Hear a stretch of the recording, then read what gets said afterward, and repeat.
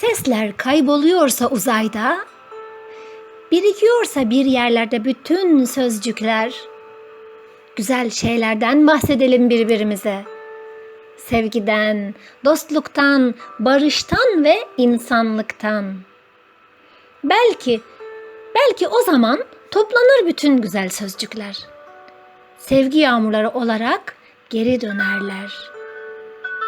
Yağarlar savaşların üzerine, söndürürler kalplerdeki kinleri. Ne kadar çok yağarsa sevgi yağmurlarından, o kadar işlemez olur silahlar.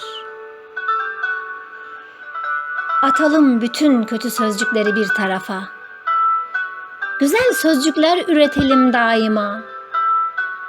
Gökyüzünde toplansın sevgiden bulutlar, yağsın damla damla bütün dünyamıza. Biriksin damlalar, bitsin savaşlar.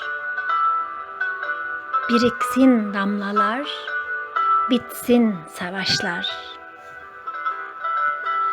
Şiir Fide Korkmazer.